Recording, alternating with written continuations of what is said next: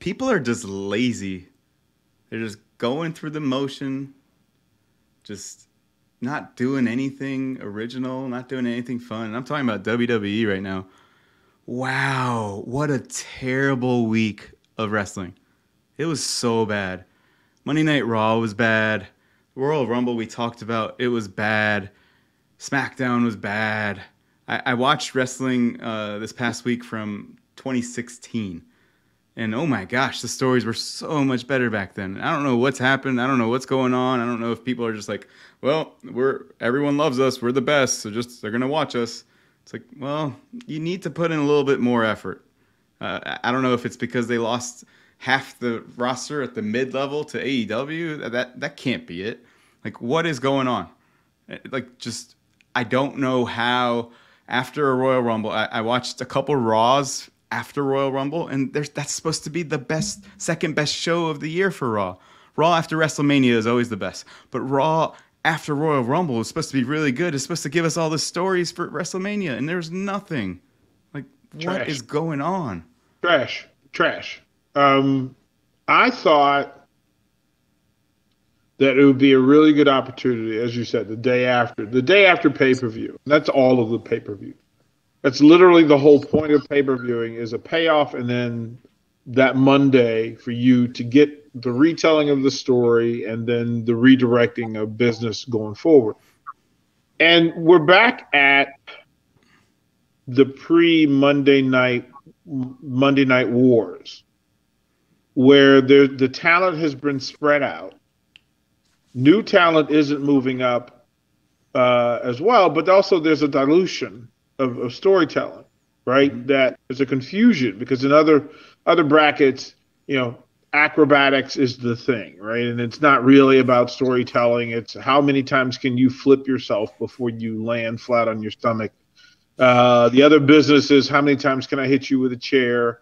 The other business is on the women's side. And I don't understand how a business that said 10 years ago that there wasn't enough women's talent, now saying there's too much women's talent and we don't know how to book it. Like we really don't know how to book it.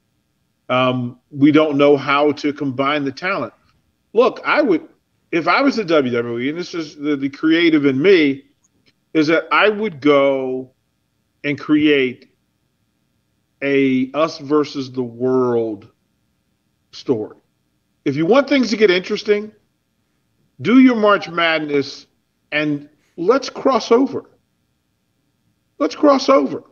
Let's take some of these other champions. Let's take some of these other hotshots. Let's go get some of the young ladies from AEW and from Impact, right?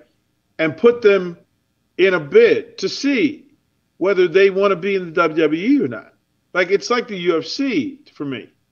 Bellator and all the upshoots are only shooting to get to the UFC.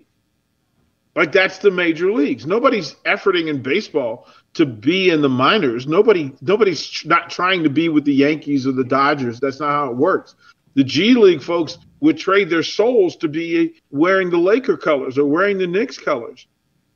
So if I was the NBA, if I was Major League Baseball, I would set up these camps that say, here's your opportunity. Like if you asked, and Hoss, color me if I'm wrong, but if you asked the folks from AEW and Impact, et cetera, that they had a chance to be in the WWE or where they are, what do you think the answer would be? All but two would say yes. Right? All but two, and the two have personal issues. Those aren't business issues. Those are personal issues, right? And then if everybody else around those two people would leave, you think those two people would stay where they are, working high school gyms? No. They would get the hell out. To me, the best parts of for the last 5 years, there was a faction change, right? Of young upstarts. That's how Seth becomes Seth. That's how Batista and Orton become Batista and Orton. There's always a faction. They could even, if they wanted, was to go old school versus new and bring back the veterans to say, you know what, listen, we're not done. We've got a final run in us. It would move the needle of business and storytelling for 6 months. For 6 months. And there's no minor leagues. There's no, I mean, NXT is supposed to be so big, but there's no one there that when they come on to Raw, I'm like, oh, I want to watch this person. There's none of that. Well, because the block, there's a clotting of the other of the other. It's not territories anymore. My wrestling speak is territories.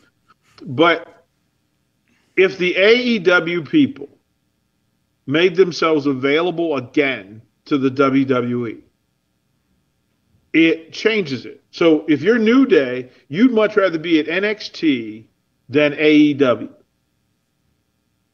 Right?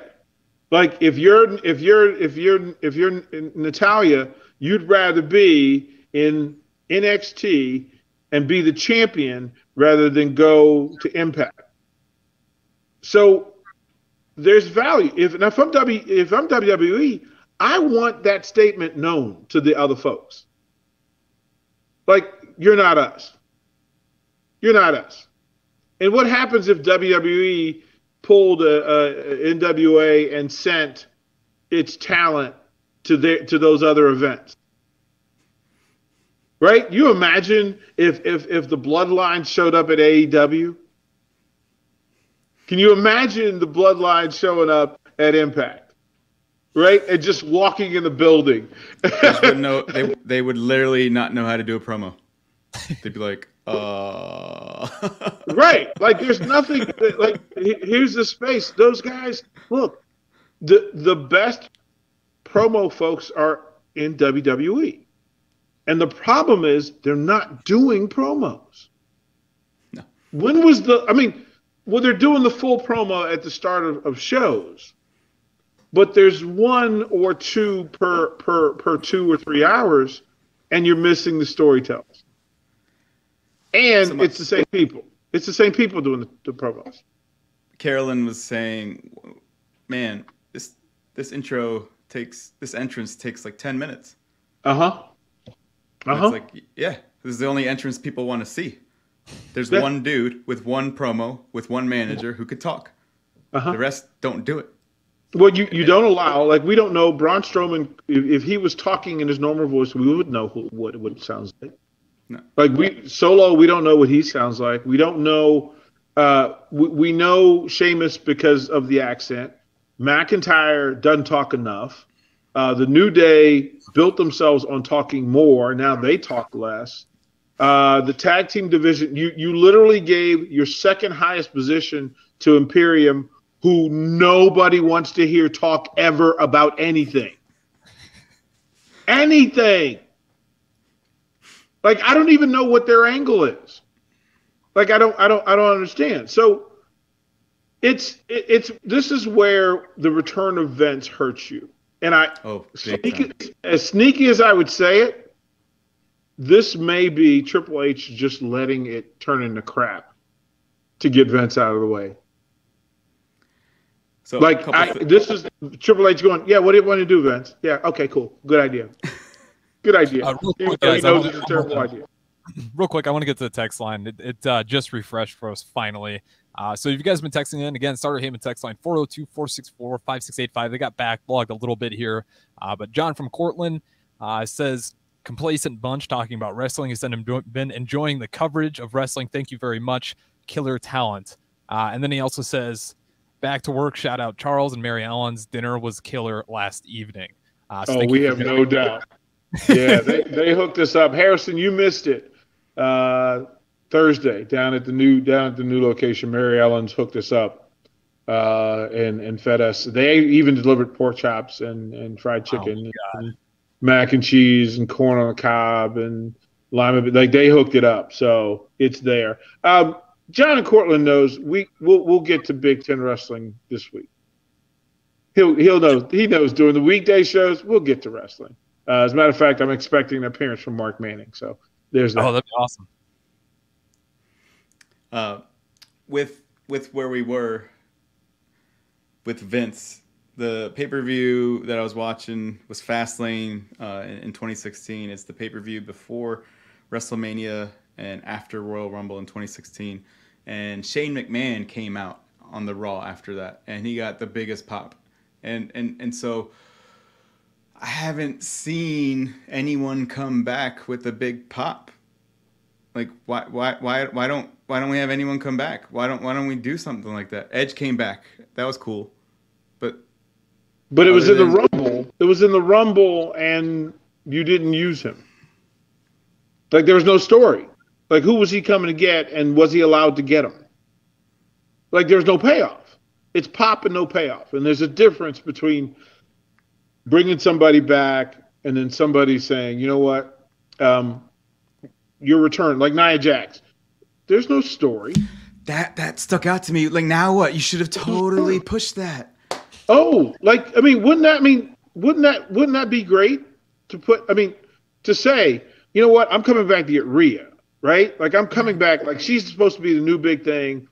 I'm going to show you that she's not it. Okay. That's 3 months of having them just literally get after it. And then that's the pitch for the bloodline versus the crew. Like, it was there. It was a layup. I don't understand. I don't. 14-on-1 in the Rumble. Good. Adam from the text line says Cody Rhodes' return was massive. Yes, yeah, but it wasn't a surprise. Yes. I want some shock. Well, but I also wanted him to perform in that space against something rather than everybody. I don't need Cody Rhodes versus everybody. I need Cody Rhodes. The story is I'm chasing the American dream and nothing else matters. And so I need to pick my way through it, not that it's going to be handed to me. Like, you telling me I'm going to hand him the strap is different than you telling me you're going to make him go earn the strap. I didn't get the earn the strap vibe. Not only that, but you don't like Gunther. I said Gunther is going to get a push based on where he was. I don't like Gunther at all either. Like, he's very, very, very vanilla. So, I don't understand. I don't understand the decisions. Like, I don't understand. As a matter of fact, it appears to me that the performers don't understand. Like, they don't understand. Like, wait a minute, why is this guy getting the push? Why is this young lady getting the push?